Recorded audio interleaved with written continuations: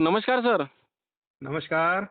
Sir, यापूर्वी तुम्ही 15 दिवसाच्या आधीच सांगितलं होतं, की जानेवारीच्या पहिल्या आठवड्यातनी आपल्याला ढगाळ वातावरण पाहायला मिळेल. बरोबर, आणि सर तुम्ही सांगितल्याप्रमाणे खूपच ढगाळ ढगाळ वातावरण आणि त्यासोबत खूपच धुके आपल्याला हे पाहायला मिळत आहे. बरोबर. आणि सर आपल्याला बऱ्याच शेतकऱ्यांचे फोनसुद्धा येत होते, की सरांपासून अंदाज घ्या, कारण की बरेचसे दिवस झाले तुमचा अंदाज आपल्या चॅनलच्या माध्यमातून शेतकऱ्यापर्यंत आपण पोहोचवलेला नाही आहे. तर सर शेतकऱ्यांनी एक महत्त्वपूर्ण आणि डिटेलमध्ये माहिती द्यावी सर.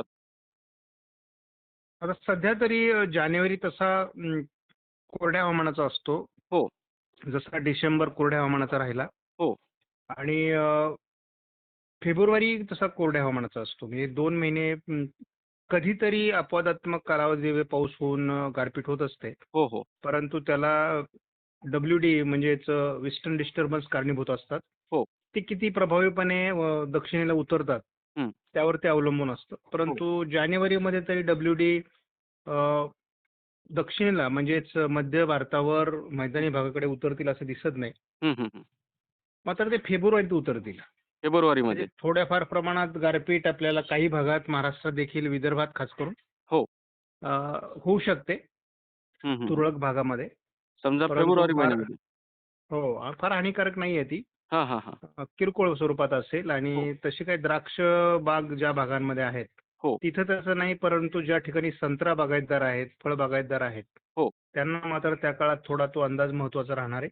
हो. बाकी फेब्रुवारी आणि जानेवारी हे हं. तसे कमी पावसाचे महिने राहणार आहेत यावर्षी. हां, हां. थंडी मात्र बऱ्यापैकी जानेवारीमध्ये जाणवेल हो. आणि साधारण 14 फेब्रुवारी नंतर हं, थंडी पूर्णतः माघार घ्यायला सुरुवात करेल हं, हं. टप्प्याटप्प्याने. हो, त्यामुळे आपल्याला जानेवारी साधारण रात्रीचं तापमान हे 10 अंशाच्या खाली जाताना देखील काही भागात दिसेल म्हणजे थंडीची लाट हो, हो. महाराष्ट्रामध्ये जानेवारीत चढ उताराच्या स्वरूपात जाणवेल. हं, हं, हं. थोडी ढगाळ परिस्थिती आता आहे आणि हो. ही ढगाळ परिस्थिती 6, 7, 8 कमी होईल. हं. पुन्हा 9, 10, 11, 12, 13 पुन्हा वाढणार आहे. हो का? त्यामुळे ह्या काळात एखाद दुसऱ्या ठिकाणी शिडकावाच्या स्वरूपात जसं आता मुंबईला हो. 1 तारखेला अचानकपणे पाऊस झाला, तसा एखाद दुसऱ्या ठिकाणी ते वातावरण तयार होत असतं. हां, हां, हां. परंतु त्याचा अंदाज निश्चित नसतो. त्यामुळं तो लगेच आपल्याला कुठे होईल, बरोबर सर. किती होईल हो, हे लगेच सांगता येत नसतं. बरोबर आहे. कारण हे अपवादात्मक ठिकाणी पडणारा पाऊस असतो. हो.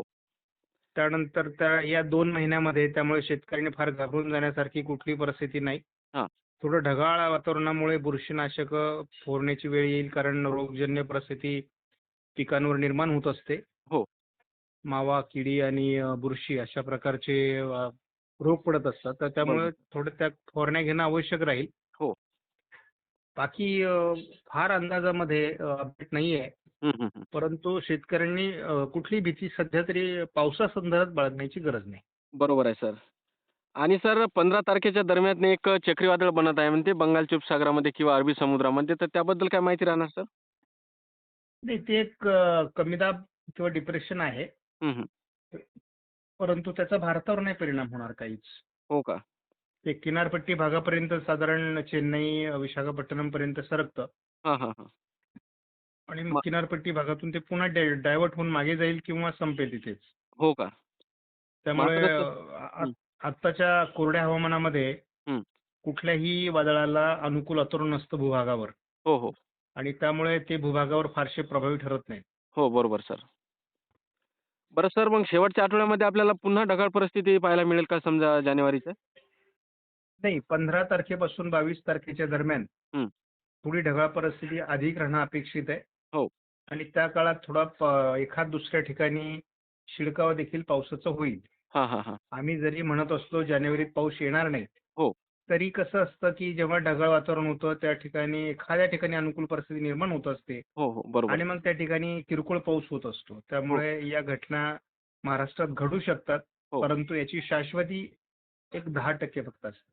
बरोबर आहे सर. म्हणजे 1 तारखेला जो मुंबईमध्ये पाऊस झाला होता तशा पद्धतीने समजा. अगदी बरोबर. हो, हो. बरोबर सर.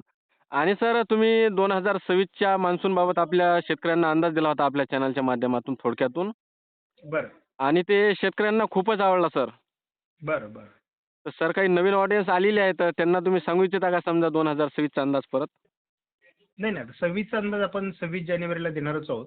हो, हो. कारण तो ऑथेंटिक असतो आणि बरोबर आता सर. पण जो अंदाज देतो तो अगदी बरोबरचा असतो.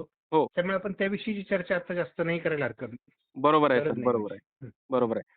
बरं सर, तुम्ही कोणत्या चॅनलच्या माध्यमातून हे अंदाज देणारा शेतकऱ्यांना सांगावे सर तुम्ही? मी शेती माझी प्रयोगशाळा या चॅनलच्या माध्यमातून 2026चा 26 जानेवारीला अंदाज देणार आहे. हो. आणि त्याचं थोडं काही जे आपण म्हणू की झलक हो. माझ्या ब्लॉग चॅनलच्या माध्यमातून देखील मिळणार आहे. हां, हां, हां. त्यामुळे पहिला व्हिडिओ माझा ब्लॉग चॅनलवर येईल आणि नंतर त्याचा सविस्तर व्हिडिओ हं. हा शेती माझी प्रयोगशाळावर आकडेवारीसहित येईल. बरोबर सर. तर सर, सर्व शेतकऱ्यांनी तुमच्या चॅनलला सबस्क्राईब करून ठेवायला पाहिजे कारण की 26 जानेवारीला 2026चा अंदाज येत आहे. तर बरोबर. तर हो. तर ओके, ओके. धन्यवाद सर. तुम्ही शेतकऱ्यांनी एक महत्त्वपूर्ण आणि डिटेलमध्ये माहिती दिल्याबद्दल. ओके. धन्यवाद. हो, हो.